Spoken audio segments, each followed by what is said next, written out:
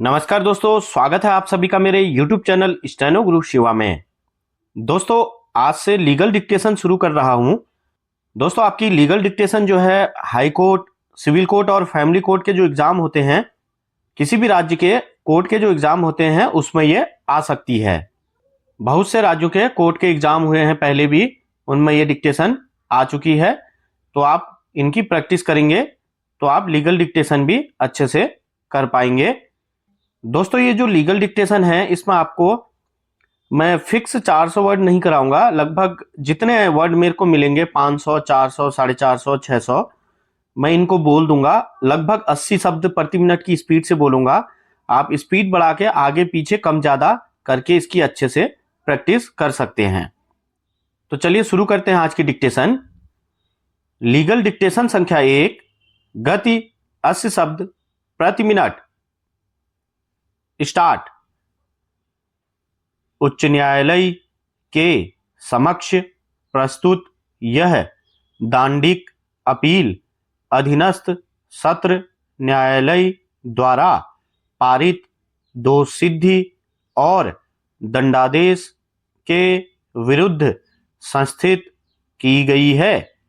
अभियोजन पक्ष के कथानक के अनुसार घटना की रात्रि को अभियुक्त ने पुरानी रंजिश के चलते परिवादी के घर में अवैध रूप से प्रवेश किया और धारदार हथियार से जानलेवा हमला कर गंभीर चोटें पहुंचाईं। घटना की सूचना तत्काल स्थानीय पुलिस थाने में दी गई, जिसके आधार पर सुसंगत धाराओं के अंतर्गत प्रथम सूचना रिपोर्ट दर्ज की गई। विवेचना अधिकारी ने घटनास्थल का निरीक्षण कर रक्त रंजित मिट्टी और अन्य महत्वपूर्ण भौतिक साक्ष्य एकत्र किए तथा गवाहों के बयान दर्ज किए।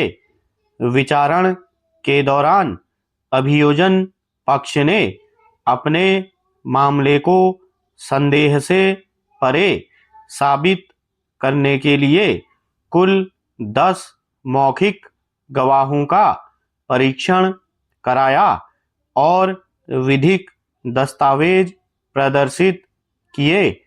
इसके विपरीत अभियुक्त ने अपने आत्मरक्षा के अधिकार का तर्क प्रस्तुत करते हुए स्वयं को पूरी तरह निर्दोष बताया और कहा कि उसे आपसी वैमनस्यता के कारण इस झूठे मामले में फंसाया गया है।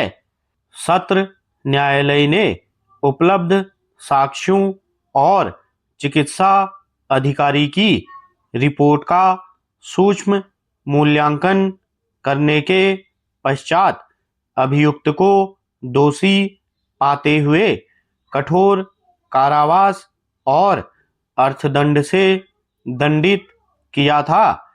अपीलीय न्यायालय के रूप में इस अदालत का यह प्राथमिक कर्तव्य है कि वह इस बात की गहन जांच करे कि क्या अधीनस्थ न्यायालय का निष्कर्ष साक्ष्य विधि के स्थापित सिद्धांतों के अनुरूप है या नहीं।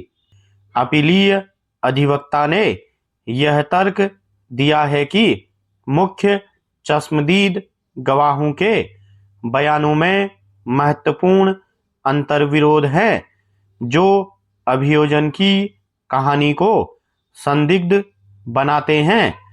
उन्होंने यह भी रेखांकित किया कि घटना के स्वतंत्र गवाहों को जानबूझकर न्यायालय में परीक्षित नहीं कराया गया, जो कि अभियोजन पक्ष की विफलता को दर्शाता है।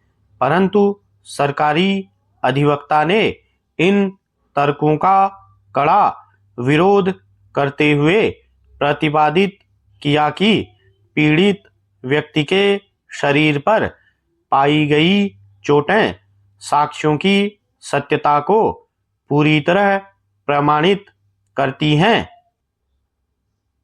कानून का यह सुस्थापित नियम है कि मामूली अंतर्विरोधों के आधार पर किसी भी आपराधिक मामले को पूरी तरह से खारिज नहीं किया जा सकता है, विशेषकर तब जब पीड़ित का मुख्य बयान पूरी तरह सुसंगत हो। वर्तमान मामले में चिकित्सा साक्ष्य और चश्मदीद गवाहों के बयानों में पूर्ण सामंजस्य पाया गया है। चोटों की प्रकृति और प्रयुक्त हथियार से यह स्पष्ट रूप से परिलक्षित होता है कि अभियुक्त का आशय गंभीर चोट पहुंचाना ही था।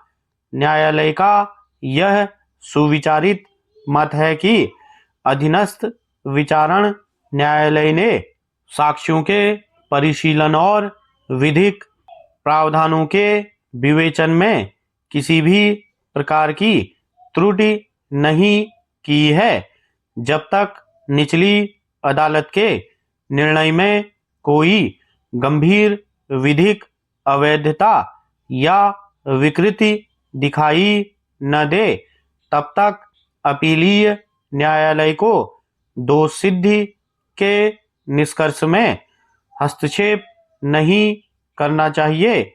अतः वर्तमान मामले के तथ्यों और परिस्थितियों को देखते हुए इस दांडिक अपील में कोई सार प्रतीत नहीं होता है। तदनुसार अभियुक्त की यह अपील पूर्णतः आधारहीन होने के कारण निरस्त की जाती है और अधीनस्थ न्यायालय द्वारा दिए गए दंडादेश की पुष्टि की जाती है। अभियुक्त यदि जमानत पर है तो उसे शेष सजा भुगतने के लिए तुरंत आत्मसमर्पण करने का आदेश दिया जाता है। स्टॉप।